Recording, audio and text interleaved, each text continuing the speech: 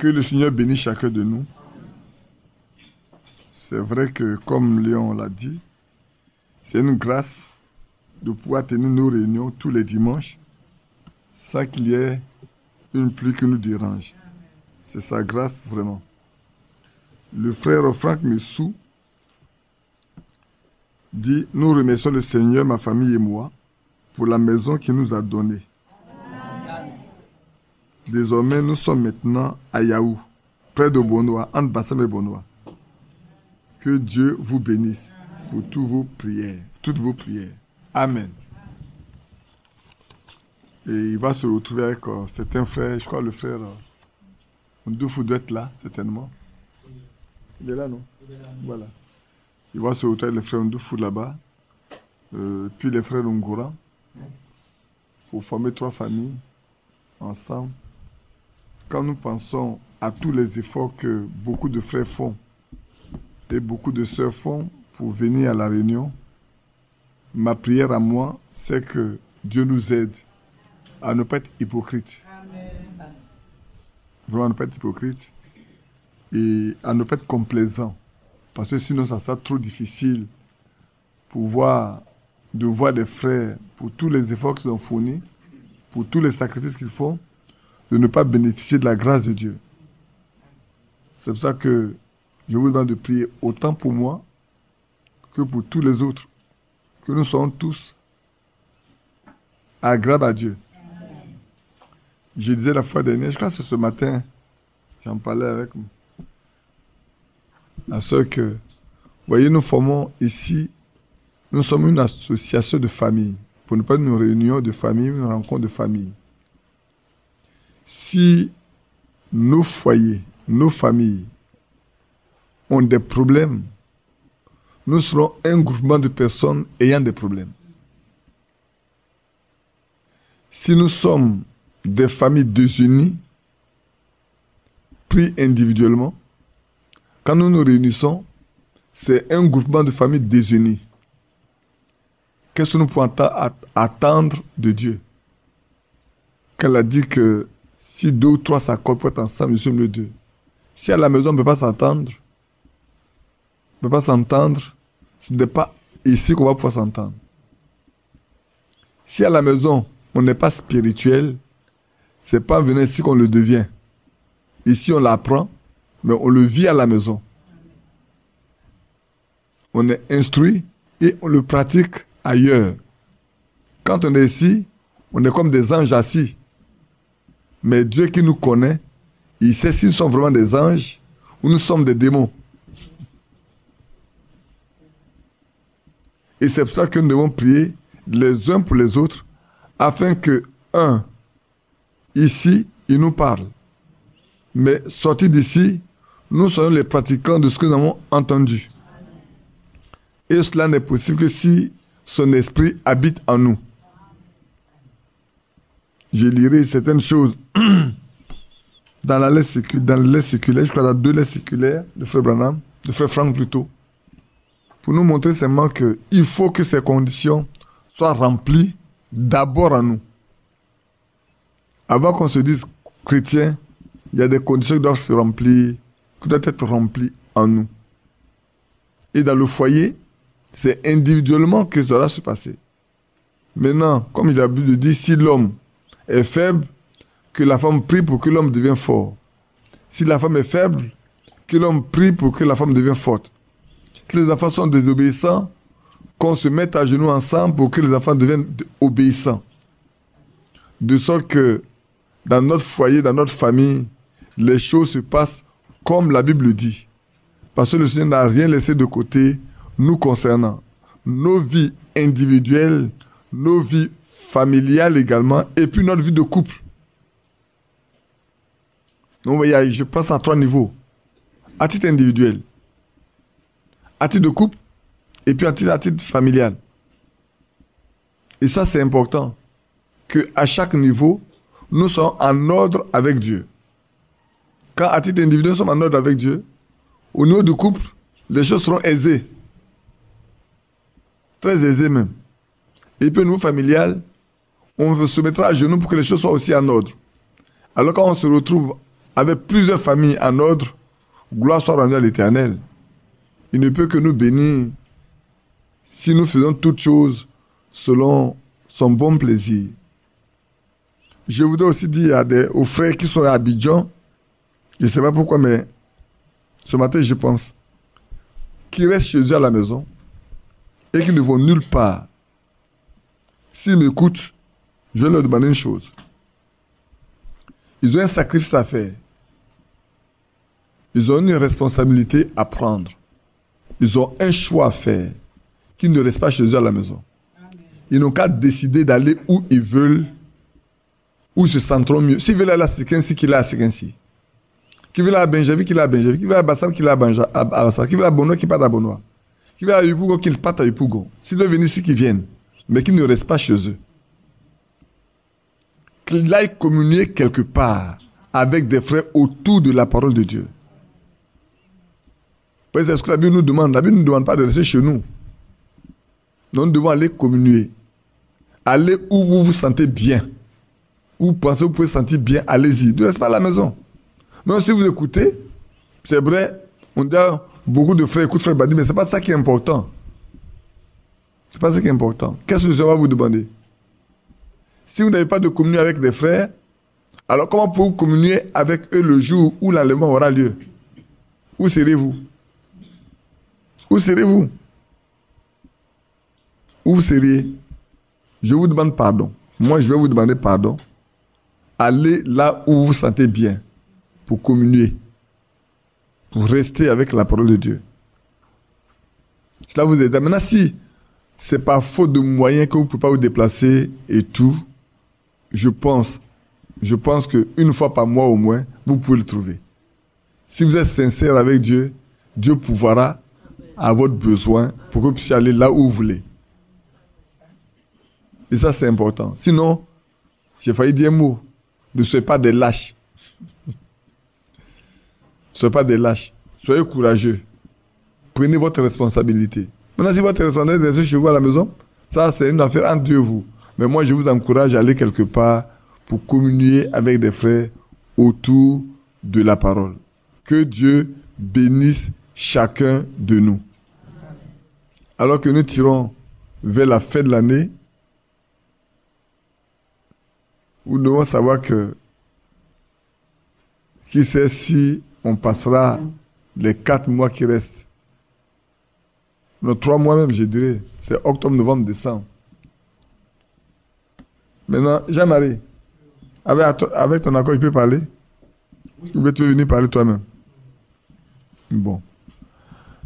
Jean-Marie, vous avez dit la fois dernière que si vous le voyez aujourd'hui, c'est qu'il n'est pas parti. Donc il n'est pas parti. Mais il est probable, pour ne pas dire il est sûr que samedi prochain, dimanche prochain, ça va avec nous.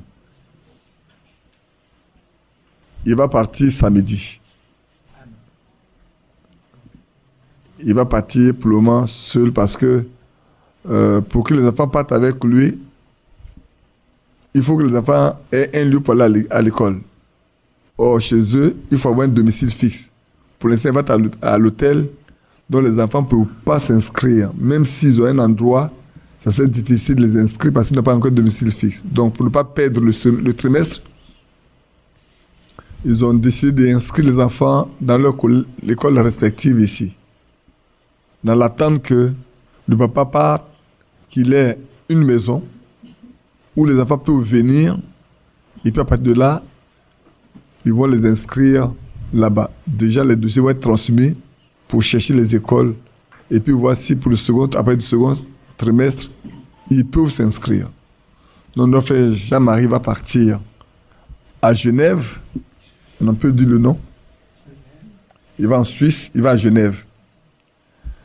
Ça fera beaucoup de bruit, c'est vrai, mais bon. Vous savez que s'il n'est pas parti en Chine, il y a beaucoup de choses. Ce n'est pas tout qu'on aime dire. Dieu au ciel connaît tout. Dieu sait mieux que nous ce qui est bon pour nous. Même celui qui devait remplacer Jean-Marie actuellement, qui a été affecté, n'est pas encore parti. Ce qui veut dire que si on le gardait encore en Chine, il allait encore compter de rester en Côte d'Ivoire. Mais ils ont décidé de le rediriger ailleurs et il l'a envoyé en Suisse. Il ne va pas à Berne. À Berne, il va à Genève. C'est dans sa famille d'origine droite, certainement, peut-être courant décembre ou janvier. Je disais aux enfants qu'on va préparer que vous passiez la fête de l'année avec nous, puis après vous allez partir. Ils ne sont pas bien contents. Ils veulent aller très tôt. C'est vrai, ça a tellement été perturbant pour eux. Au niveau de la Chine, c'était tellement perturbant. Et puis encore, ça a failli être très perturbant pour eux. Ils ne comprennent pas ce qui arrive à leur papa et tout. Ils ne peuvent pas aller parce que c'est comme ça. Bon, les gens qui devaient venir ne sont pas vite venus. C'est moi qui rentre. Bon, ce qui fait que ça crée un petit remous. Mais bon, ils s'en iront. Voilà, que Dieu soit loué pour ce qu'il a décidé ça ainsi. Amen. Tout le monde est tellement calme que je me demande bien qu'est-ce qui se passe. Ou bien c'est moi qui ai mal présenté ça. Ou bien vous êtes triste de ce que vous avez votre bien-aimé frère et toute sa famille qui un jour, dans peu de temps, va vous quitter et tout. C'est vrai. Même, comme on le dit, les séparations les plus souhaitées créent quelques soucis par moment. On est bien content qu'ils partent, mais aussi on est bien malheureux qu'ils nous quittent. Bon.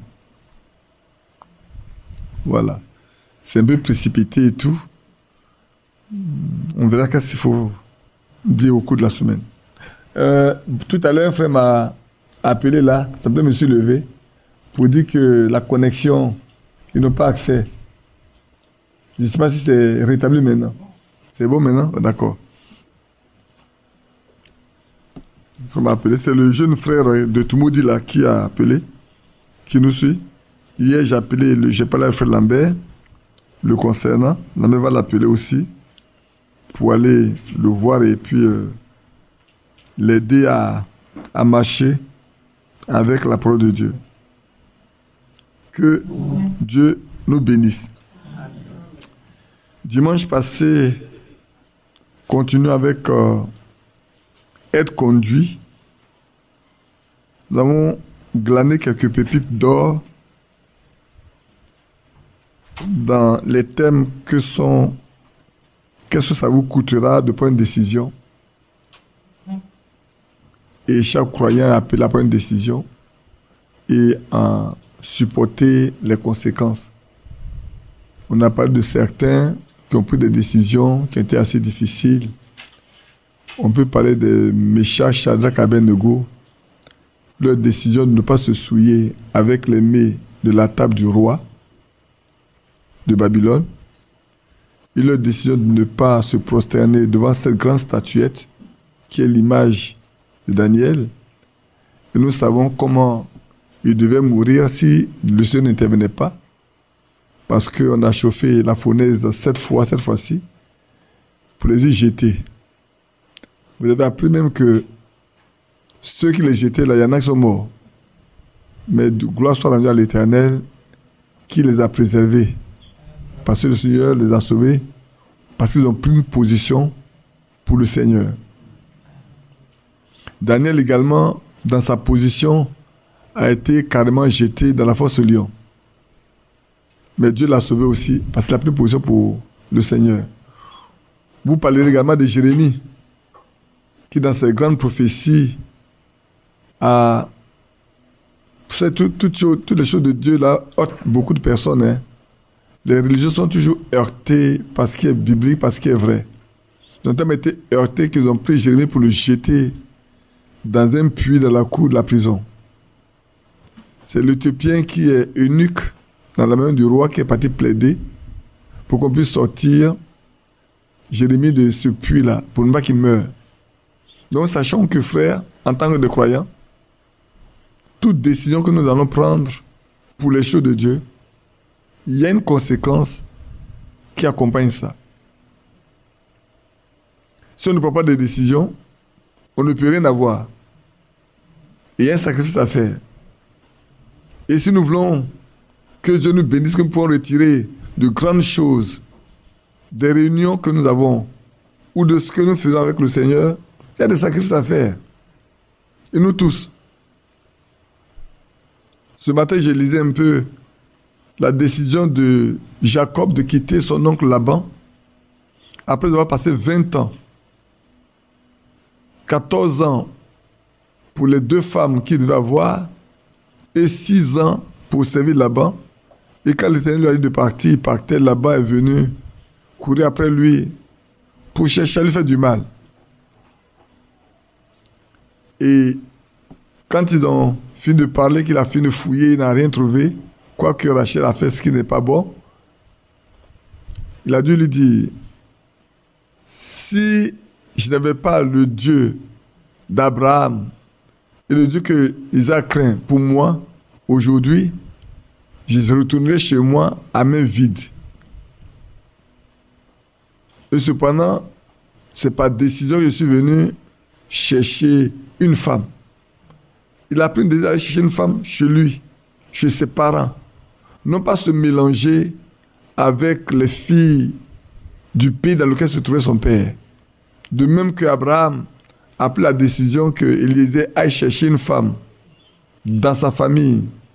Également, lui, Jacob, le père, son père Isaac et sa mère ont décidé qu'ils ne prennent pas de femmes parmi ces femmes où ils étaient auparavant. Et la conséquence a été assez lourde. Donc nous, en tant que croyants, nous devons savoir que chaque décision que nous allons prendre comportera une conséquence ou, je peux dire, des poids, des résultats que nous allons supporter. Nous allons supporter. Donc même le fait, là, d'être ici à la maison, c'est une décision qu'on a prise et nous devons payer ce que ça comporte. Si on doit être rejeté par tout le monde, nous devons le payer. Et ça, c'est très clair. J'ai dû parler avec l'un des enfants, le frère Lambert, je crois que c'est le vendredi, un peu plus longuement. Vendredi, samedi, on a parlé ensemble. Non, c'est vendredi. Un certain nombre de choses simplement pour lui faire comprendre que dans la vie du Seigneur, du croyant là, il y a des décisions à prendre. Vous savez, quand Lambert ne voulait pas rester à Yamsokro, qui voulait rester à Tumodi, à Dibokro, il a payé son enfant. Quand Dieu lui a dit, tu restes, tu vas à Tumodi, à Yamsokro, il n'a pas voulu. Il a payé son fils. Sa femme lui a dit, c'est toi qui as tué mon fils. Il a fini par aller vivre à Yamsokro. Mais vous ne pouvez pas savoir quelles sont les peines qu'il a portées là-bas. Nous, on a eu le privilège d'assister à beaucoup de réunions que mes parents Baoulé ne se fâchent pas avec moi parce qu'ils ont dit que Yamsokro appartient au Baoulé et Lambert ne peut pas conduire une église qui est à Yamsokro. Il n'est pas Baoulé. C'était des réunions très difficiles, très dures. Vous savez, pour ceux qui connaissent Yamsokro avant, il y a une petite église dans la Bouaké, en Payotte là qui était à gauche, à Morphée là, à gauche là. Il faut bien casser toutes les maisons de Yamsokro. Mais cette église-là, elle n'a pas touché. Il faut bien ne l'a pas touché. C'est là où on tenait les réunions. On tenait les réunions tardivement. Les frères qui sont de Konefla, le frère André, le papa de Rémi, aujourd'hui. Néhémie, le papa de Néhémie. C'était eux qui étaient à Konefla, ils venaient à Yamsokro. C'était assez difficile. Mais il fallait supporter la décision qui a été prise. Dieu l'a voulu ainsi et Lambert devait le porter. De sorte que nous devons savoir que toute décision que nous prenons, il y a des conséquences. C'est pour ça qu'il faut prendre la décision avec le Seigneur. Il ne faut pas la prendre soi-même ou seul. Il faut la prendre toujours avec le Seigneur. Et quand vous la prenez avec le Seigneur, soyez certain que, quelles que soient les circonstances, il sera votre soutien, il sera votre appui, il sera votre bouclier. Tout à l'heure, Léon priant a dit, mais d'où va me venir le secours? Le secours vient de l'Éternel, qui a créé les cieux et la terre. C'est de lui que vient le secours. Pour tous ceux qui sont fils de Dieu, ils doivent savoir que le secours ne vient que de l'Éternel. Lui, ceux qui a fait les cieux et la terre. Alléluia. On va prier et puis continuer notre lecture avec un passage biblique. Et puis pour ce Père Céleste, j'ai déjà dit ce matin dans la prière, tu vois ces bien-aimés qui se déplacent. Je connais pas chez tous, mais j'ai vu de là où beaucoup quittent. Ce n'est pas des chemins faciles à parcourir. Les risques sont grands. Et cependant, ils viennent. Bénis-les. Seigneur, je suis très hypocrite si je devais faire quelque chose pour leur plaire. Si je devais seulement les contenter. Si je ne peux pas leur dire la vérité pour les aider à rester attachés à la parole et attachés à toi. Si je ne peux pas leur dire ce qui est vrai pour les aider, Père Tout-Puissant, à t'aimer et à obéir, ça serait dramatique. Ça serait même hypocrite. Voilà pourquoi je prie afin que, Père, comme autrefois tu parlais du haut des cieux par le Saint-Esprit à tes enfants, encore aujourd'hui, envoie le Saint-Esprit du haut des cieux pour parler au cœur de chacun de nous. Et nous bénir, et nous combler de tes faveurs, et nous remplir de ton esprit. Parce que ceux qui obéissent, tu leur donnes ton esprit. Donne à chacun de nous d'être obéissant pour que nous puissions recevoir ton esprit. Seigneur, à quoi nous servirait-il de courir partout si à la fin, non pas le Saint-Esprit pour participer à l'enlèvement? Viens au secours de chacun de nous et prépare-nous pour cela. C'est pour cette raison que nous venons. Et nous voulons que tu nous parles, tu nous instruis, tu nous enseignes, tu nous reprennes, tu nous censures toi-même, tu nous exhortes et que tu te révèles à chacun de nous.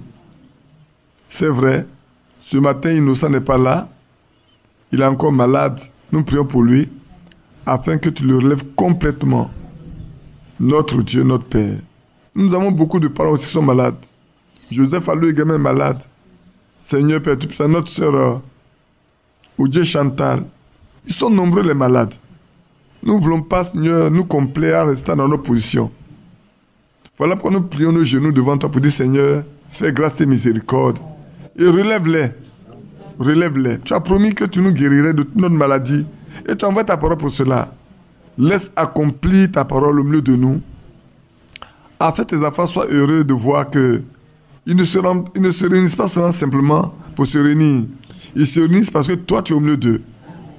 Sois loué, remercié. Maintenant, conduis-nous pour toute la journée. Parle à nos cœurs. Et bénis chacun de nous au nom de Jésus-Christ. Amen. Amen.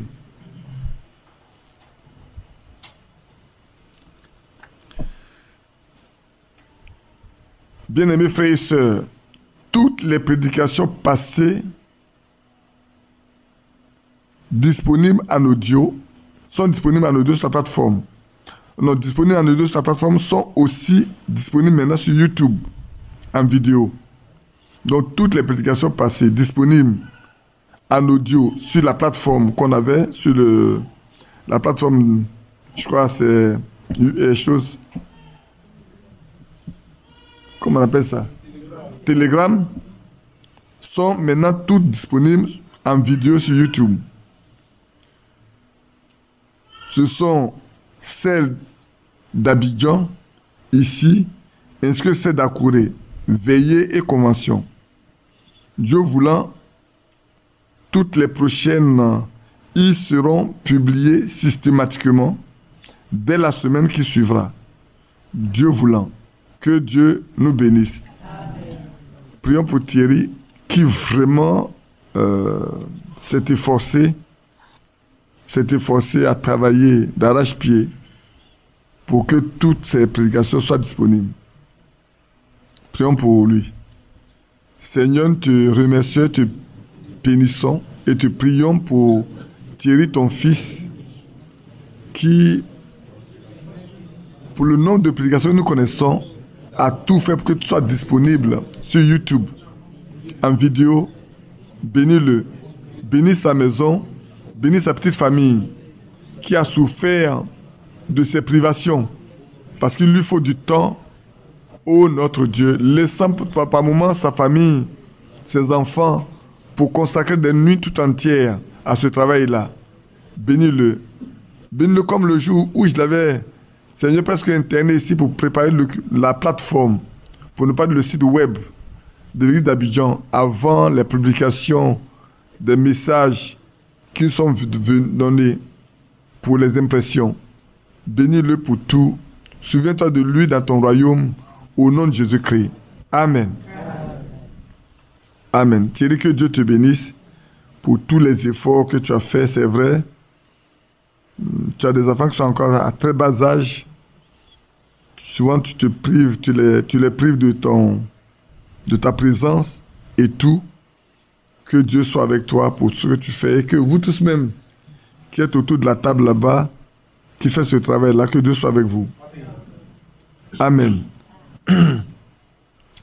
Dimanche passé, nous avons parlé également de ce que le vrai Saint-Esprit peut venir utiliser ceux qui sont faux et ceux qui sont vrais.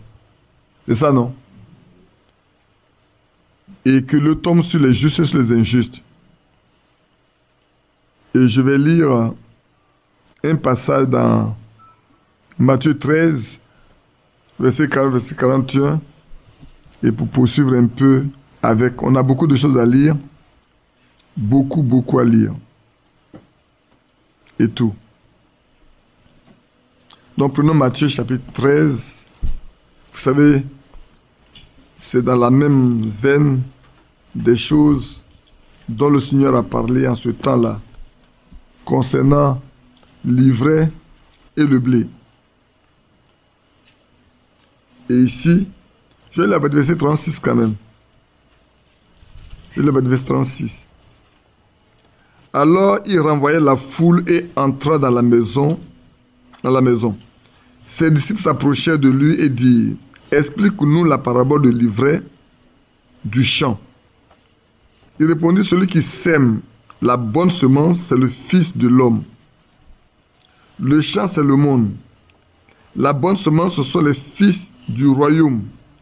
L'ivraie, ce sont les fils du malin. L'ennemi qui l'a semé, c'est le diable. La moisson, c'est la fin du monde. Les moissonneurs, ce sont les anges. Or, comme on arrache l'ivraie et qu'on la jette au feu, il en sera de même à la fin du monde.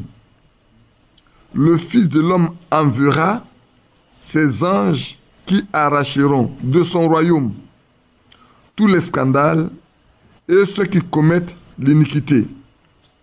Si on prend le verset 42-43, il dit: et ils les jeteront dans la fournaise ardente où il y aura des pleurs et des grincements de dents. Alors les justes resplendiront comme le soleil dans le royaume de leur Père. Que celui qui a des oreilles pour entendre, entende. Amen. Donc voilà, de même que l'ivraie bénéficie de la pluie comme le blé, leurs fins ne sont pas identiques. Leurs destinées ne sont pas identiques. Autant le blé sera engrangé dans le grenier, dont les fils du royaume iront dans le royaume de leur Père, où ils vont resplendir. De même,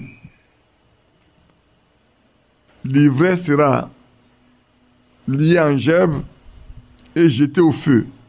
Ainsi, ceux qui commettent le scandale et l'iniquité dans la maison, dans le royaume de Dieu, dans le royaume des cieux, seront eux aussi jetés loin. Je lirai quelque chose que Frère a écrit pour confirmer ce que j'ai dit la fois dernière, les deux royaumes, le royaume des cieux et le royaume de Dieu. Je vous le lirai également pour que vous voyez que les deux royaumes sont complètement différents. Dans le royaume de Dieu, c'est le royaume messianique, c'est là où Dieu seul est roi et lui seul gouverne. Dans le royaume des cieux, on va trouver les deux. Mais nous voulons être dans le royaume de Dieu. Faire partie des fils et des filles qui sont de la semence qui est plantée par le Fils de l'homme. Et vous savez bien comment Frère Branham a parlé de cette situation qu'il a vécue au milieu des pentecôtistes, où deux hommes assis presque au premier rang, l'un parle en langue, l'autre interprète, Et c'est complètement parfait. Il s'est retrouvé, il a dit, il pensait s'être retrouvé au milieu des anges. Mais dans son cœur, il a désiré voir vraiment qui sont ces personnes-là qui ont été utilisées. Le premier était un chrétien authentique, véritable, né de nouveau. Le second, il n'y a pas pire hypocrite que celui-là. Sa femme est blonde, mais il a 2 enfants d'une autre femme. Il a compris que c'est complexe. Ça l'a troublé lui-même. Il a dû aller chercher la face de Dieu, prier. Et un jour, le Seigneur lui a montré seulement comment ça se passe. Et depuis ça, il a compris. C'est pour ça qu'il dit, nous, Dieu nous a fait grâce de comprendre des choses que les autres ne comprennent pas. De sorte que, quand le Seigneur dit, vous les reconnaîtrez avec leurs fruits, il est important de ne pas regarder aux dons, autant les dons liés aux 5 ministères de la parole que aux 9 dons de l'esprit qu'on peut manifester. J'ai toujours dit, la première chose qu'il faut, c'est que les personnes qui manifestent ces éléments-là soient d'abord des convertis à Christ. Des hommes et des femmes qui ont expérimenté le salut, qui sont rentrés en paix avec le Seigneur et même remplis du Saint-Esprit. Alors cela sera correct. Ayant la vie de Dieu en eux, manifestant les dons, ils ne vont jamais, par leur vie, montrer qu'ils ne sont pas des enfants de Dieu. Ils prouveront simplement. Et je crois que dimanche passé, j'ai pris l'arbre du mangoustan qui est tout par à côté là. Chez nous, là, si vous sortez, quand on va sortir, vous le montrer. Et puis, le pommier qui est à côté là, quand vous prenez les 2 côte à côte, vous ne pouvez pas faire la différence. En regardant leurs feuilles, ce n'est pas possible. Mais c'est quand les 2 produisent que vous verrez que celui-là, c'est produit des pommes d'eau et que l'autre produit du mangoustan. Et quand le Seigneur dit à leurs fruits, vous les reconnaîtrez, bien-aimés frères et sœurs, aujourd'hui, c'est par le fruit que nous portons que vous devez reconnaître qui nous sommes. Que Dieu nous aide. Et alors je reprends ce passage de frère Branham a dit, Jésus a dit en ce jour-là, ils viendront à moi disant, Seigneur, Seigneur, n'ai-je pas chassé les démons? N'ai-je pas prophétisé? N'ai-je pas accompli de grandes choses en ton nom? Il dira, retirez-vous de moi, vous ouvrez d'iniquité. Je ne vous connais pas. Allez dans l'enfer éternel, je lis exactement ce qui est écrit, qui a été préparé pour le diable et ses anges. Et je m'arrête là pour dire, frère, ici, le Seigneur a dit quelque chose qui est important. Ouvrier d'iniquité. C'est important, très important de savoir qu'il y a 2 choses aujourd'hui auxquelles nous devons faire attention. Quand on parlera des religieux, on pensera à la Trinité, qu'on sait qu'il n'a rien à voir avec la Bible. Et au milieu de ces personnes-là, ne pensez pas qu'il n'y a pas de miracle. Ne pensez pas qu'il n'y a pas de prophétie. C'est pour ça que même du milieu de nous, il y en a qui s'attachent encore à ces prophètes et à ces pasteurs. Parce qu'ils font beaucoup de miracles. Parce qu'ils font beaucoup de prophéties. Et ce n'est pas toujours faux. Moi, je me souviens d'une sœur qui est décédée. Je ne vais pas dire les circonstances. Mais alors qu'elle était partie rendre visite, si je ne me trompe pas, la sœur Monique sait bien de quoi je parle, Victorine aussi savent bien de quoi je parle. Elles pourront m'aider si je me trompe. N'ayez pas honte, il y a le micro là, vous pouvez bien rendre le témoin mieux que moi. Alors qu'elle est partie rendre visite à l'une de ses camarades qui a accouché, le pasteur de cette dame arrive là. Et puis, dès qu'il rentre, il commence à parler à cette soeur qui est décédée, qui était, en ce moment, était encore vivante. Lui disant, tu appartiens à une telle église, à telle assemblée. vous avez tel nombre de personnes qui sont en charge. Le premier, voilà, ça. Le deuxième, voilà, ça. Et le troisième, voilà, ça. Je dis comme ça pour ne pas... Je suis en ligne. Je ne veux pas choquer des gens. C'est faux. Sœur Monique, je me trompe. Victorine également savent. Ça permet à la sœur d'être située, de connaître dans l'assemblée où elle va, qui sont les serviteurs de Dieu et qui sont vraiment les mains du Seigneur et qui ne le sont pas. Et c'est vrai. Donc, cet homme qui n'est pas du milieu de l'assemblée où appartient à cette sœur-là, lui dit qui sont les serviteurs dans cette assemblée. Et il dit les caractéristiques de chaque personne. Il donne les caractéristiques de chaque personne. De sorte que la sœur reconnaît chaque personne, chacune des personnes. Donc, il ne dit pas toujours ce qui est faux. Non. Non, comprenez bien. Mais ils sont quand même des gens qui baptisent au nom du Père, du Fils et du Saint-Esprit. Qui pratiquent la Trinité. Pourtant, la Bible dit, faites tout au nom du Seigneur. Quoi que vous fassiez, en parole, en âme, on fait tout au nom du Seigneur. C'est pas ce qui est écrit. Et la fois j'ai dit à quelqu'un, dit, frère, cher ami, si la Bible dit de tout faire, on prie pour les malades au nom du Seigneur, on fait tout, mais pourquoi l'élément principal par lequel on rentre dans une communauté chrétienne, pour parler comme ça avant de dire, on le fait au nom du Père, du Fils et du Saint-Esprit? Alors qu'aucun apôtre n'a pratiqué ça. Il n'est écrit nulle part dans les actes des apôtres que ça a été fait ainsi. Maintenant,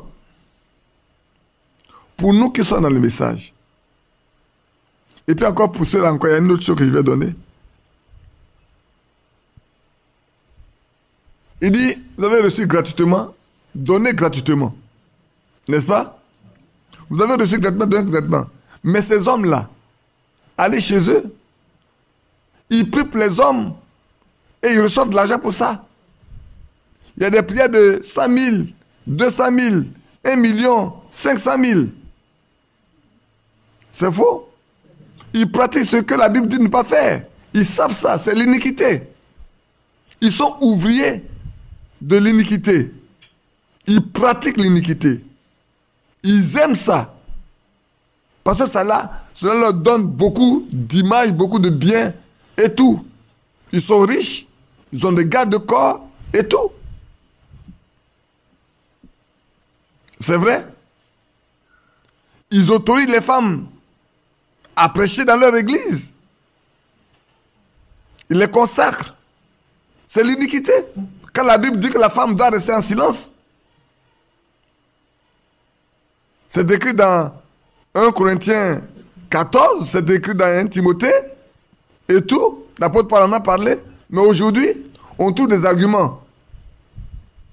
J'étais parti avec frère Mathias une fois à Trécheville, voir une dame qui prêchait, et quand on est arrivé chez elle, quand on a parlé, il disait, Junias est une femme. Quand vous lisez dans Romains 16, où l'apôtre Paul citait le nom des compagnons, il dit, Junias est une femme. Alors, on n'a pas, je lui ai dit, madame, rentrez dans votre chambre, prenez-moi votre dictionnaire biblique et venez avec ça, nous allons voir si Junias est une femme. Elle est rentrée dans sa chambre, elle a consulté, et puis elle est revenue sans le dictionnaire. Elle dit, je sais que malgré tout, elle est une femme. On n'est pas venu pour t'accuser, on est venu pour discuter des choses spirituelles avec elle. Elle dit, de façon désormais, moi, je ne prêcherai plus. Si ce que tu fais est biblique, pourquoi vas-tu arrêter de le faire? Continue. Donc, vous voyez, ils vendent des dons que Dieu leur a fait. Ils vendent pour s'enrichir, pour avoir de l'argent et tout. Ils font des formations qui sont payées. Comme la fois dernière, j'ai dit, aujourd'hui, il y a des thèmes là. Pour aller assister à ces thèmes-là, vous êtes obligé de payer. Ils organisent des séminaires là où il y a des thèmes. Vous payez. Mais Dieu a dit de donner gratuitement. On a reçu gratuitement, on donne gratuitement. Maintenant, nous concernant. Alors, je lirai ceci dans la lettre circulaire d'avril 2009. Avril 2009.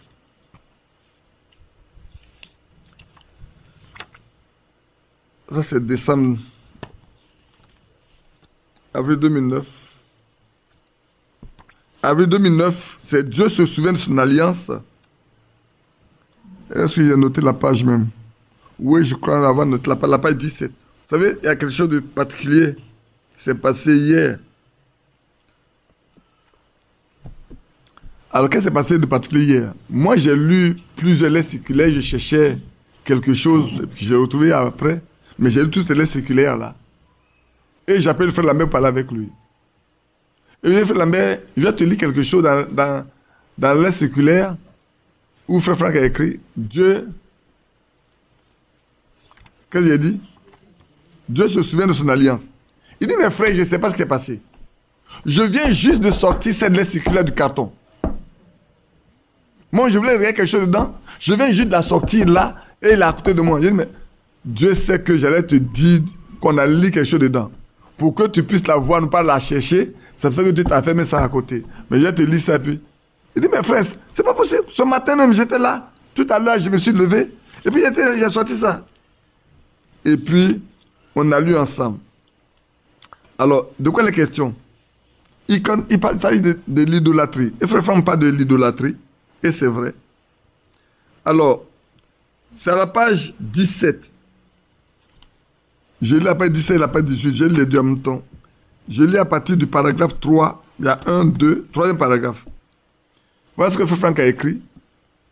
Un frère qui n'avait que 10 ans au moment où frère Branham fut repris dans la gloire en 1967, 20 ans plus tard, avec l'idée que la voix de frère Branham est la voix de Dieu que tous doivent écouter.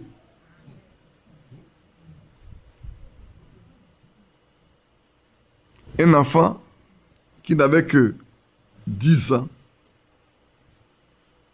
quand frère Branham mourait, est venu 20 ans après, le voir pour le dire, au juste qu'on doit écouter là. C'est la voix de frère Branham. C'est ça que tout le monde doit écouter.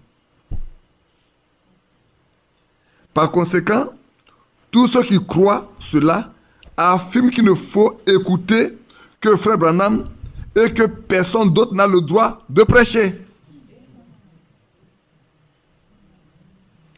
Ce n'est pas la même chose aujourd'hui.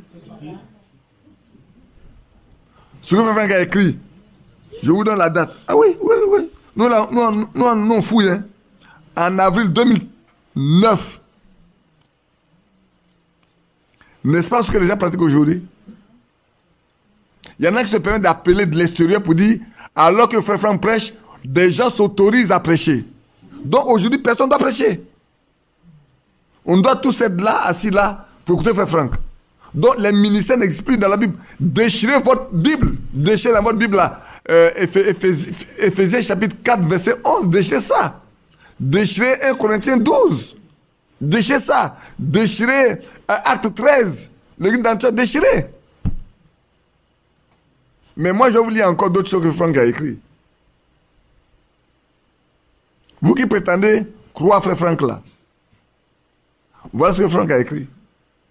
Voilà ce qu'il a écrit. Faisant un reproche à d'autres. J'ai dit au frère Lambert, dit frère Lambert, ne vous en prenez pas à frère Franck. Il ne sait pas ce qu'on fait de lui dehors. Il ne sait pas. Quand les gens peuvent vous dire que quand frère Franck a dit une chose, c'est oui, amen. Je vais le dire ce matin-là, je vais le lire des choses. Parce qu'il ne cite que des déclarations sans les ramener dans les Écritures. Ici, des déclarations, il ne les ramène pas dans les Écritures. En les plaçant correctement à l'endroit juste, il s'enfonce toujours plus profondément dans les sables mouvants des nombreuses interprétations non scripturaires qu'ils ont même placées au-dessus de la parole de Dieu. Les déclarations sont placées au-dessus de la parole de Dieu. Aujourd'hui, quand il y a quelqu'un, je ramène ce que frère Franck a dit à la parole de Dieu, on dit non. Frère Frank dit, c'est pas possible qu'on le fasse pour Frère Branham. Donc si on ne peut pas le faire pour Frère Branham, on ne peut pas le faire pour lui aussi non plus. Si on ne peut pas placer les paroles de Frère Branham au-dessus de la Bible, on ne peut pas placer aussi les paroles de Frère Frank au-dessus de la Bible. C'est pas moi qui ai écrit. D'abord, même s'il n'a pas écrit, je ne l'accepterai pas. Mais en plus, là, il a écrit. Il continue.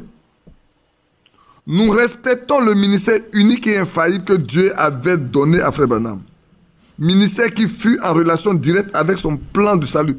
Nous sommes d'accord également avec son ministère qui a une relation avec le plan de salut selon Matthieu 24, 45. Nous sommes en harmonie parfaite avec ça.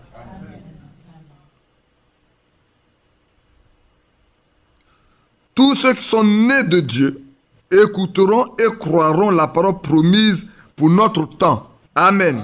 Cependant, nous rejetons catégoriquement toute interprétation de la parole, ainsi que toute forme de glorification d'un homme. Amen. Ce n'est rien d'autre que de l'idolâtrie. Nous sommes pleinement dans l'idolâtrie. Il y a des Branham qui sont des idolâtres, il y a des Frank qui sont des idolâtres.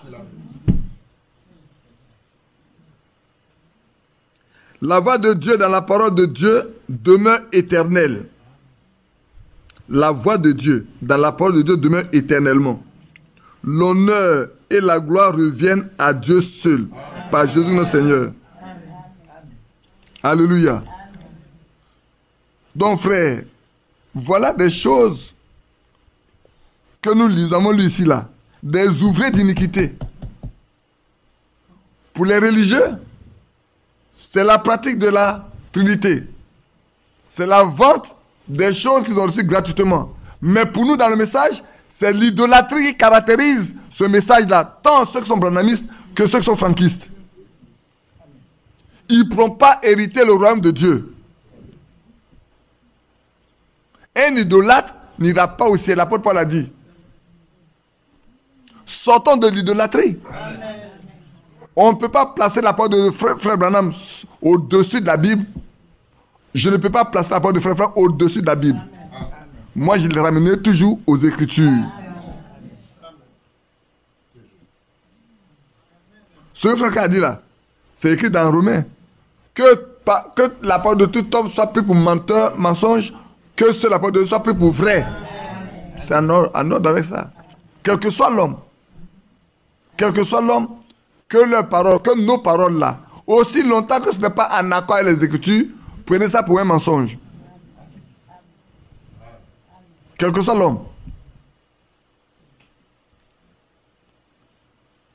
Et le Seigneur va dire, je ne vous connais pas. Allez dans les... Il a lu ça. Voyez-vous, quelle parole des faux vous adorez. C'est Frère Branham, ça, on dit Frère Branham. Vous adorez comment? Je vous dis, vous adorez en vain. Ceux qui font ça là, ceux qui sont ouverts d'iniquité là, ils adorent en vain. Branhamis, vous adorez en vain. Frankistes, vous adorez en vain. Vous êtes des idolâtres. Vous combattez en vain. Vous voyagez en vain. Vous dépensez vos argent pour aller partout en vain. Je vais lire encore, il y a beaucoup de choses frère qui a écrit. Pourquoi faites-vous cela alors que vous n'avez pas à le faire? Pourquoi prendre un substitut alors que les cieux sont pleins de choses véritables? Vous ne devez pas faire cela. Frères et sœurs, vous qui êtes des branhamistes et des frankistes, là, vous ne devez pas faire cela. Il y a trop de belles choses dans le ciel, dans les cieux, dans la parole de Dieu, dans le royaume de Dieu, pour que vous preniez ce qui est des substituts. Paul a dû dire en son temps, dans 1 Corinthiens, Paul a dû dire en son temps, dans 1 Corinthiens, en son temps, frère, il n'y a rien de nouveau, hein, ça, il n'y a rien de nouveau. C'est une répétition simplement des choses qui se passent sur la terre. Allons dans 1 Corinthiens, je crois que c'est dans le chapitre 1, si je ne me trompe pas. alors que ça me vient.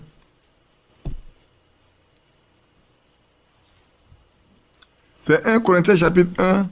Je lis à partir du verset 10. Je vous exhorte, frères, par le nom de notre Seigneur Jésus-Christ, à tenir tous un même langage et à ne point avoir de division parmi vous, mais à être parfaitement unis dans un même esprit et dans un même sentiment. Car, mes frères, j'ai appris à votre sujet par les gens de Chloé qu'il y a des rivalités au milieu de vous.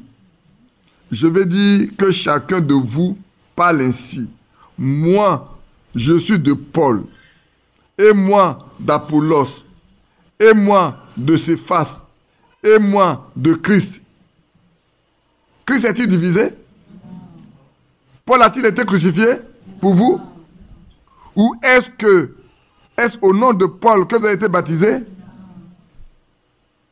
Voilà. En son temps déjà, les divisions existaient. Chacun tirait le drap de son côté, pensant être mieux positionné que l'autre. C'est la même chose aujourd'hui. Mais soyons tranquilles. Marchons avec Dieu. Ce qui importe, frère, je vous le dis, le Seigneur n'a pas oublié, n'a rien oublié de notre vie individuelle, couple, familiale et l'Église. Il n'a rien oublié. Il n'a rien oublié. Au plan individuel, soyons en harmonie avec Dieu. Soyons en accord avec Dieu et vivons de sa vie. Je vous le lis tout de suite. Au plan couple, écoutons bien ce qui est écrit dans Éphésiens 5, dans 1 Pierre 3 et tout. Mes bien-aimés frères, aimons-nous dans nos foyers. Madame, monsieur, faites ce que la Bible dit de faire. 1 Corinthiens 7. Faites bien ce que la Bible dit de faire. C'est important d'obéir strictement à ce que la Bible dit. Que Dieu aide chacun de nous. Amen. Au plan famille, on peut lire dans Colossiens, on peut lire dans Philippiens, comment la femme, quelle est la place de la femme, la place de l'homme, la place des enfants, la place même des servantes, des serviteurs dans la maison. Donc il n'y a pas un seul endroit, il n'y a pas un seul point de notre vie que Dieu a laissé tomber. Et dans l'église, l'ordre de l'église également, Dieu l'a voulu. Il a lui-même défini les conditions, les principes et tout. Pour que l'église marche bien. À nous de nous accrocher, à nous de nous attacher à ce qui est écrit dans la Bible. Et le message, c'est le retour de la Bible, à la Bible. Le message que nous avons, ça nous ramène à ce que les apôtres ont fait, à la vie des apôtres, à ce qui a été écrit dans la Bible. Les religions avaient abandonné ce qui était dans la Bible. C'est pour ça que Dieu nous a ramenés là. Et pour nous le ramener, il a confirmé cela par des signes, par des miracles, par des prodiges que personne d'autre n'a fait auparavant. Parce que nous sommes dans un temps moderne où les gens sont très intelligents. Il fallait que Dieu fasse des choses très particulières pour amener les hommes à se soumettre. Que ce ne soit pas une théorie, une discussion. Non. C'est bien l'apôtre Paul m'a dit, il dit, moi mon enseignement là, ce n'est pas la salut du langage, c'est la démonstration de la puissance de résurrection. Qu'il en soit ainsi pour que les enfants de Dieu sachent exactement où ils vont, qu'est-ce qu'ils font et qu'est-ce qu'il faut faire. Je pense qu'on se comprend très bien. Que Dieu vous bénisse. Non, le temps est venu, frère, de savoir que dans tout ça, beaucoup de choses vont se passer, mais regardez aux fruits que les gens portent. Regardez aux fruits. Donc le même Saint-Esprit peut oindre 2 personnes, 3 personnes, 4 personnes. Mais leur vie se peut dire, qui sont-ils? C'est l'âme qui pêche qui mourra. Si notre âme n'est pas sauvée, nous ne pourrons rien faire de particulier. Que Dieu vous bénisse. On va continuer de lire. Maintenant, on va parler un peu de l'original et de l'imitation. Là aussi, on ira lire une lettre séculaire de frère Franck. De 2009. Tout ça c'est 2009. Dans l'année 2009, frère Franck a écrit beaucoup de choses qui sont vraiment à prendre en compte. Dieu revint, maintenant dans cette même colonne de feu, il a parlé un peu de Moïse, peut-être on pouvait parler un peu, on va lire, je vais parler un peu de Moïse d'abord, comme il l'a dit. Moïse était oint, rien ne pouvait le faire reculer, ses propres frères le rejetèrent. Cela ne l'arrêtait pas. Il continua carrément jusqu'au désert. Et là-bas, il rencontra Dieu face à face, dans une colonne de feu. Moïse ôte les souliers, le lieu sur lequel tu te tiens est saint. Car c'est Dieu qui parle, car j'ai entendu le cri de mon peuple, j'ai entendu leur gémissement, et je me souviens de ma promesse dans la parole. Je suis descendu. Je vais t'envoyer là pour les faire sortir. Certainement, il rencontrera Dieu. Certainement, il rencontrera Dieu face à face. Il lui parla. Dieu lui donna une commission. Amen. Moïse a été chassé. Ses frères ne voulant pas de lui. Il a pris position pour eux en Égypte. Au point, il a même été un assassin d'un Égyptien. Mais ce sont ces frères-là qui l'ont poussé à fuir. Au point où Pharaon cherchait à le mettre à mort. Il est parti dans le désert. Dieu lui a parlé. Dieu a confirmé. Et Dieu lui a donné une commission. Comme aujourd'hui, on peut dire Dieu a donné une commission à frère Branham. Dieu a donné une commission à frère Franck. Ce n'est pas à discuter. Les fruits sont là pour nous montrer que les commissions là sont réelles. Amen. Si quelqu'un ne veut pas reconnaître, c'est son problème. Le produit, il est là. Ou tu le prends ou tu ne le prends pas. Mais restons dans les proportions de la parole de Dieu. Amen. Quand je prends les produits, que ce soit frère Branham, frère Franck, que ce soit les commissions que donné à frère Branham, qu'il a donné à frère Franck, je reste dans les proportions de la parole de Dieu. Je ne vais pas aller au-delà de la parole de Dieu.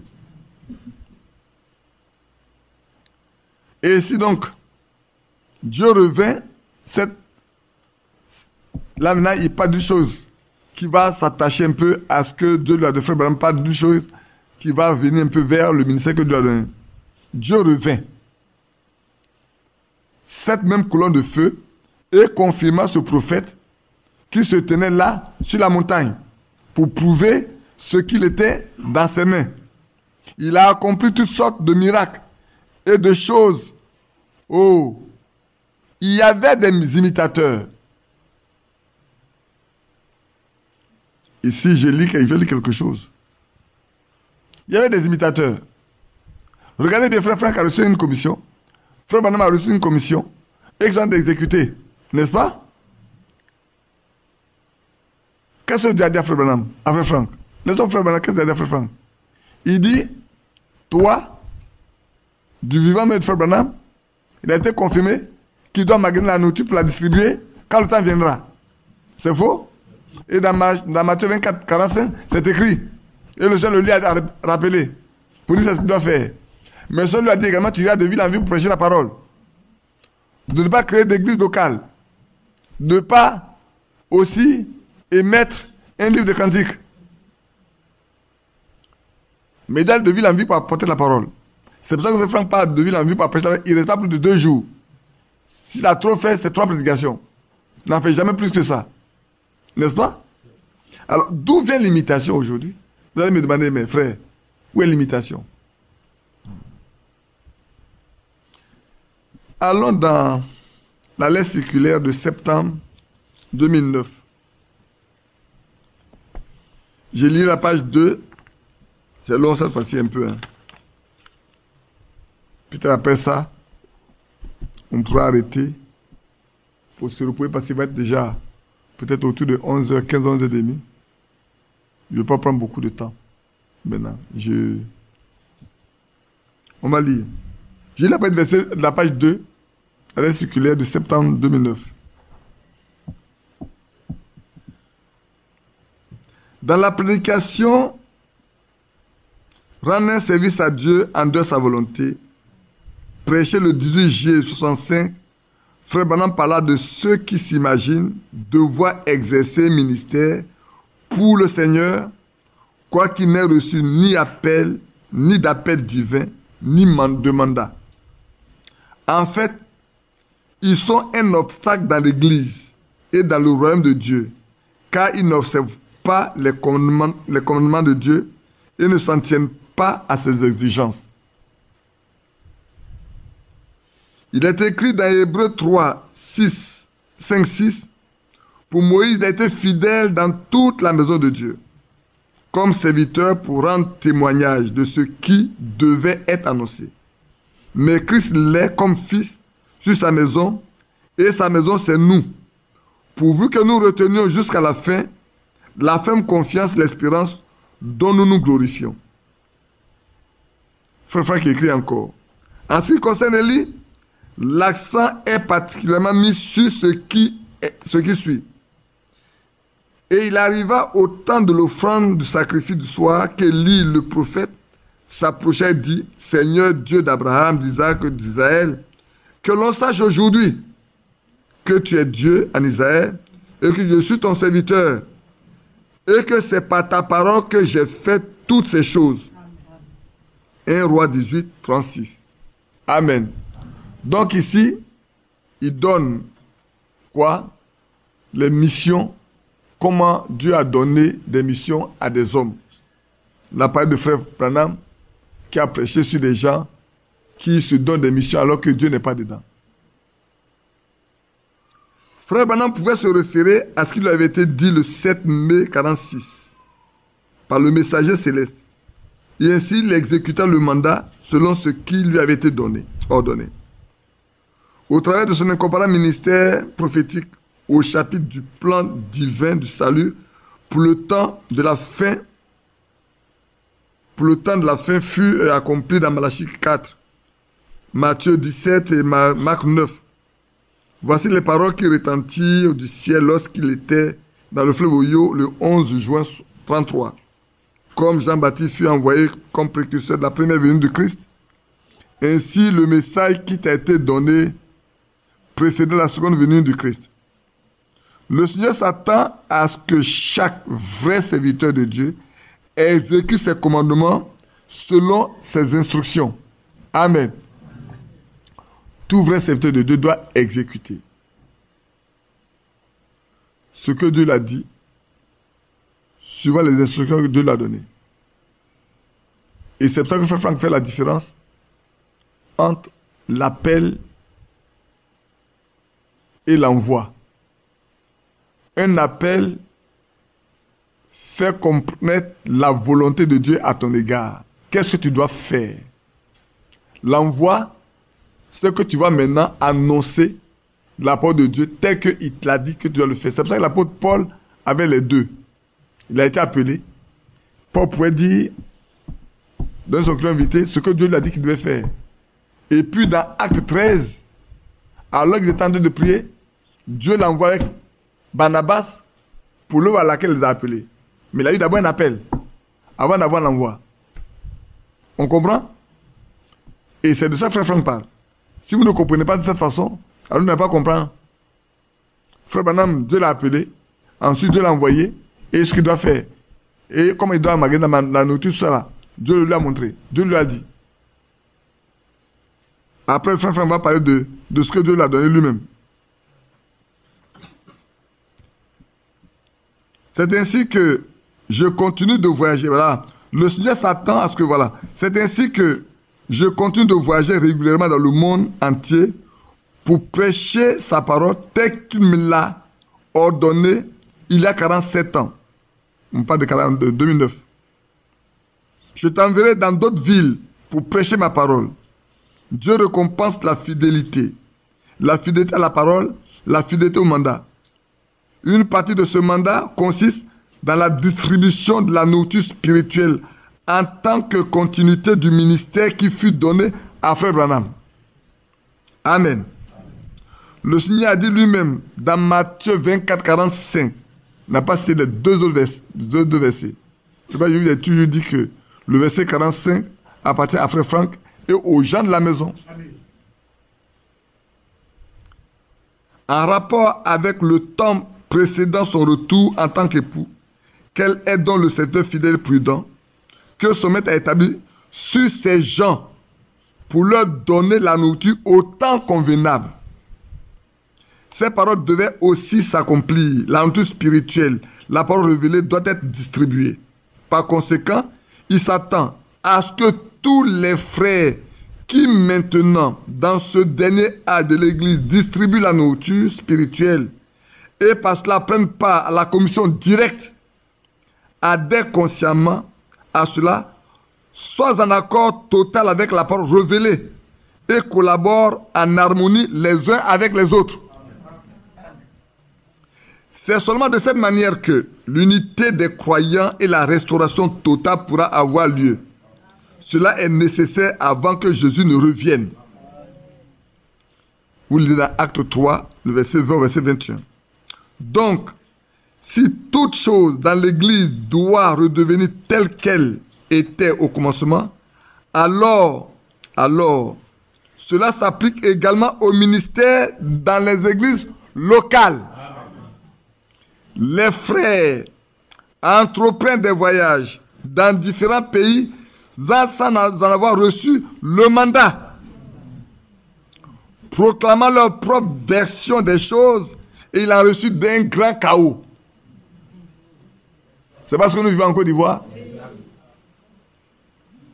C'est ça que le monde vit. C'est pour ça que le message a des problèmes.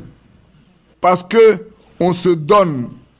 On va voir Frère Franck pour demander la permission pour aller ici.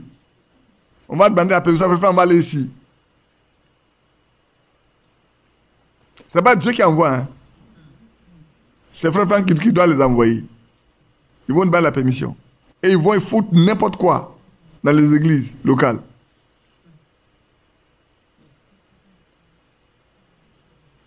À Antioche, il y avait même des prophètes et des docteurs.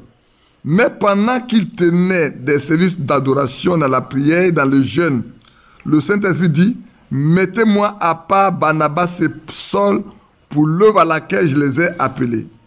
Cela fut ainsi dit le Seigneur, et Dieu était avec eux. Tous les frères dans les îles locales devraient rester là où ils sont. Amen. Amen.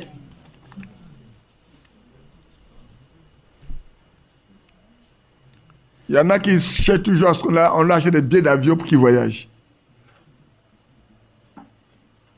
Tous les frères dans les îles locales devraient rester là où ils sont, à moins que le Seigneur lui-même ne prononce un appel et un mandat. Est-ce que tous ceux qui voyagent là, ils peuvent vous dire que dans leur église là, il y a des gens qui peuvent témoigner que Dieu a dit, mettez à part telle personne pour qu'il aille faire ça. Frère, on ne suit pas le message. On ne pratique pas le message. On pratique la religion. Dans la religion, on peut se lever parler partout où on veut. Les gens peuvent quitter au Niger pour venir en Côte d'Ivoire. Ils peuvent quitter la Côte d'Ivoire, parler au Cameroun, parler au Ghana, parler partout. Ça, c'est la religion. Et c'est ce qu'on fait aujourd'hui. Les gens ne veulent pas vivre la Bible. On veut se faire connaître. Et surtout qu'Abidjan avait eu une notoriété de 2006 à 2018-2019. Tout le monde voulait venir à Abidjan pour avoir une notoriété. Et comme Abidjan aussi est bien connu, on veut aller à l'extérieur pour avoir une notoriété. Et on sème la zizanie partout. Et le résultat, c'est le chaos qui existe aujourd'hui dans l'église de Côte d'Ivoire. Quand Frère Franck disait, en son temps, c'est une église qui était équilibrée, c'est bien l'église de Côte d'Ivoire. Aujourd'hui, l'église de Côte d'Ivoire est devenue une miette, n'importe quoi. Je continue. Je vais continuer. Dans Matthieu 11, 7, 19, le Seigneur Jésus a longuement parlé du ministère de Jean-Baptiste. Il posa la question suivante. Mais qu'êtes-vous allé voir? Un prophète? Oui, vous dis-je. Et plus qu'un prophète. Le Seigneur nous montra l'accomplissement de ce ministère dans Malachie 3.1 et dit, je vous dis en vérité, Quand ceux qui sont nés de femmes, il n'en a pas été suscité de plus grand que Jean-Baptiste. Toutefois, celui qui est le plus petit dans le royaume des cieux est plus grand que lui. Il fut plus grand, et il fut plus qu'un prophète, mais pas plus grand qu'un croyant, pas plus grand qu'un autre croyant. Tous les prophètes avaient annoncé la venue du Messie. Le précurseur l'avait introduit et au travers de son ministère, il fit le pont entre ce que les prophètes avaient prédit dans l'Ancien Testament et les événements tels que relatés dans le Nouveau Testament. Jean-Baptiste avait annoncé le royaume des cieux. Écoutez bien, hein? Jean-Baptiste avait annoncé le royaume des cieux. Et les premiers croyants rentraient dans le royaume de Dieu au jour de la Pentecôte par l'effusion du Saint-Esprit. On fait la différence maintenant. Jean-Baptiste a annoncé le royaume des cieux. Mais le royaume de Dieu est venu au milieu des croyants par le baptême du Saint-Esprit. Tous ceux qui sont rentrés dans le royaume de Dieu, appartenant au corps de Christ, faisant partie de l'épouse de Christ. Vous comprenez bien? Tout comme Jean-Baptiste, comme Pierre et Paul, Frère Branham aussi était un être humain comme nous.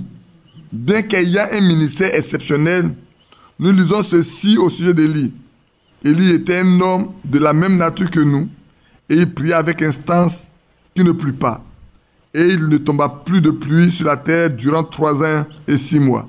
Et il pria de nouveau, et le ciel donna la pluie, et la terre produit son fruit. Jacques 5, 17, 18.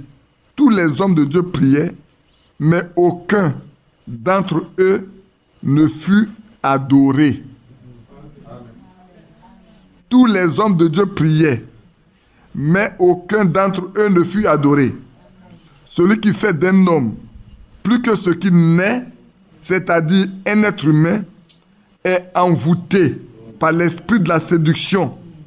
Ce fut exclusivement à cause de la parole de Dieu qui fut adressée aux hommes sanctifiés que ceux-ci furent appelés des dieux. Amen. Amen. Mais ils demeurent des êtres humains. Et en tant qu'hommes, ils doivent mourir. Jusqu'à aujourd'hui, c'est parce que la parole de Dieu a été plantée en nous, en tant que semence divine, que nous sommes nés de nouveau et sommes devenus des enfants de Dieu.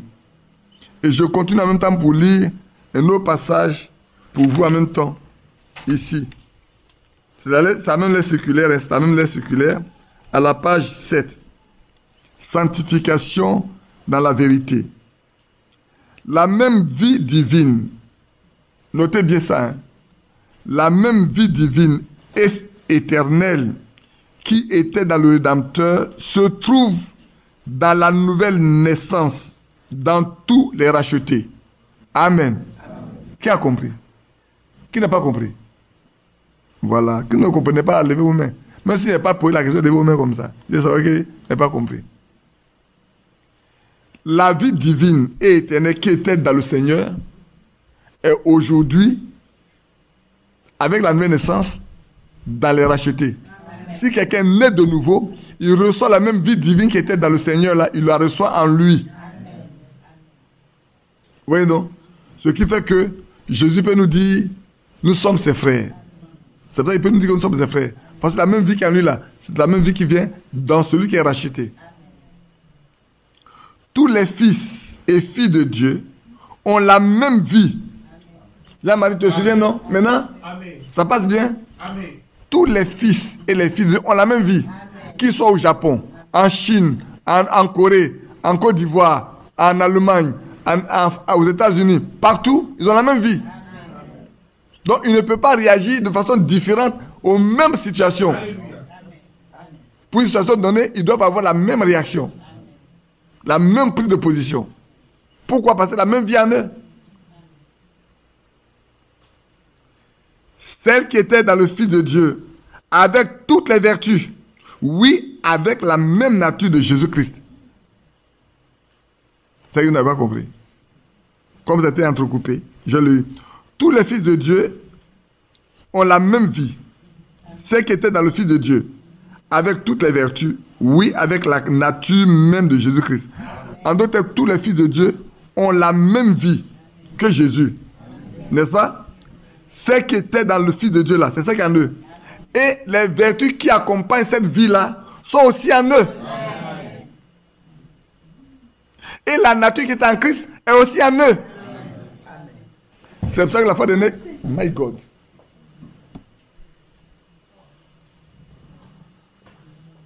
C'est Jean-Baptiste. Non, c'est Jean-Marie qui est tombé. Ah, c'est pas Jean-Marie, c'est Badi. Ça, c'est le prédicateur Badi. C'est pas lui. Ah, d'accord. C'est un autre. Oh là là.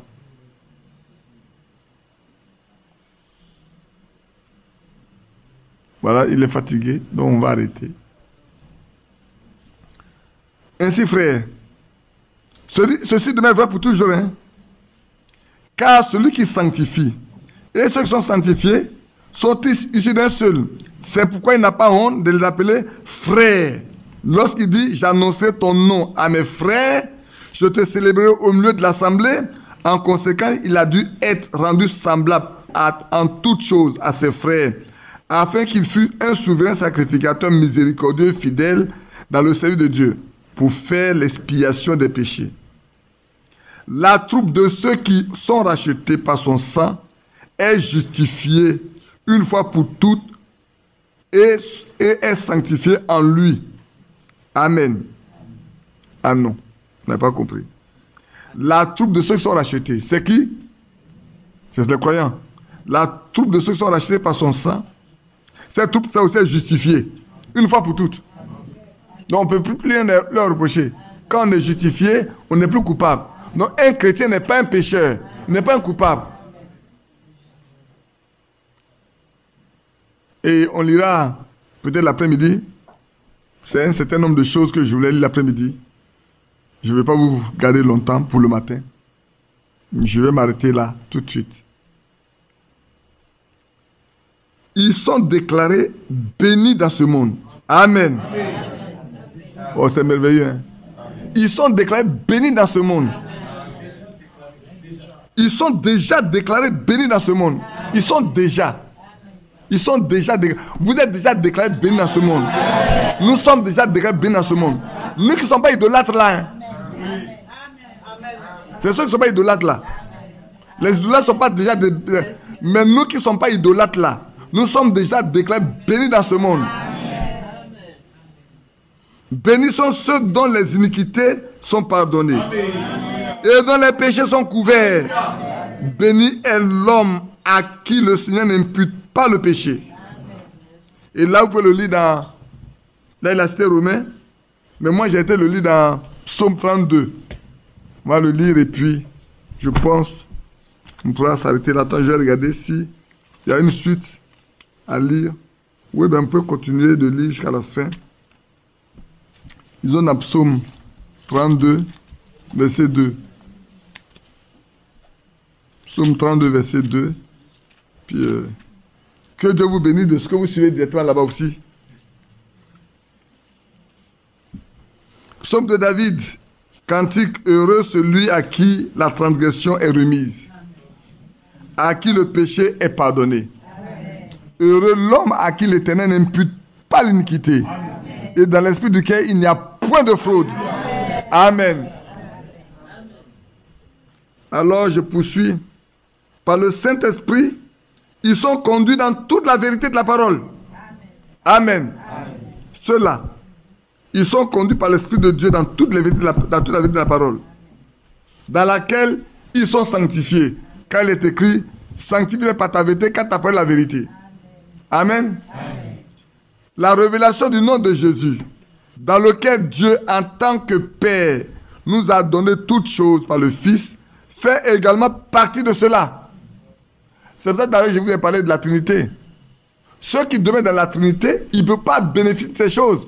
Mais cependant, ils font beaucoup de miracles. Ils font beaucoup de prodiges. C'est pour ça qu'à la fin, là, ils sont jetés dehors. Donc la révélation du nom de Jésus. Tout le monde n'a pas la révélation du nom de Jésus. Frère, Dieu nous a donné la révélation du nom de Jésus. C'est pour ça qu'on peut tout faire dans le nom de Jésus. Dans lequel Dieu, en tant que Père, nous a donné toutes choses par le Fils, fait également partie de cela. J'ai fait connaître ton nom aux hommes que tu m'as donnés. Du milieu du monde, ils étaient à toi et tu me les as donnés. Ils ont gardé ta parole. Jean 17, verset 6. Avant que le Seigneur ait dit dans le Nouveau Testament, je vous donne un commandement nouveau. Aimez-vous les uns les autres comme je vous ai aimé. Vous aussi, aimez-vous les uns les autres. Dans Jean 13, il avait dit dans l'Ancien Testament qu'il ferait... Oh là là. Amen. Vous savez ça? Qu'il ferait une nouvelle alliance et donnera à son peuple un nouveau cœur, un nouvel esprit et même une nouvelle vie. Amen. Ça, c'est Ézéchiel 36, verset 24, verset 30, que vous pouvez le lire. Et puis dans Jérémie 31, 30, 31, 31, 32. Et là, le frère Franck, il a cité même ça. Voilà, Jérémie 31, 34, Ézéchiel 18, 31, 32, vous pouvez lire Ézéchiel 36 aussi. La rédemption ne peut être plus parfaite. La pleine justification, le renouvellement, la nouvelle naissance par la puissance de résurrection de Jésus-Christ d'entre les morts jusqu'à la plénitude, le scellement et la conduite du Saint-Esprit. Frère, le temps est arrivé où nous devons savoir que tout est parfait dans ceux qui ont été justifiés. Et le Seigneur renouvelle, par la nouvelle naissance, il nous renouvelle la vie qui est en lui. Il nous donne la puissance de la résurrection. C'est bien l'apôtre Paul dit que ce enseignement-là, ce n'est pas la sagesse de langage, mais c'est la démonstration de la puissance de résurrection de Christ. Et nous également, Dieu le fait par sa grâce. Et c'est vrai. Et il continue en disant, jusqu'à ce que nous parvenons à la plénitude de la foi, au scellement et à la conduite du Saint-Esprit. Ne peut être conduit par l'Esprit de Dieu que ceux qui sont fils de Dieu. Ceux qui ont la même vie que Christ, ceux-là peuvent être conduits par l'Esprit de Dieu. C'est pour ça que, frères, prions pour que notre vie soit telle que ce que nous avons lu ce matin-là soit pleinement en nous. Ce que nous avons lu ce matin doit être pleinement vérifié, connu et vu par ceux qui sont à l'extérieur, par nous-mêmes, par nos frères, par nos enfants, par notre épouse, par notre époux et par ceux qui sont au dehors. Se rendant compte que ceux-là, ils sont différents. On peut parler de plusieurs chrétiens, mais ceux-là sont différents. On peut parler d'une chrétienne, mais ceux-là sont différents. Souvenez-vous de la femme qui a chanté « Jésus doit-il porter sa croix tout seul ?» Souvenez-vous d'elle. Et alignons-nous, pourvu comme elle a vécu, avec la vie de Dieu, soit dans la vie de chacun de nous, dans la vie de nos couples, dans la vie de nos familles et dans la vie de l'Église. Que Dieu nous bénisse. Je m'arrête là pour ce matin.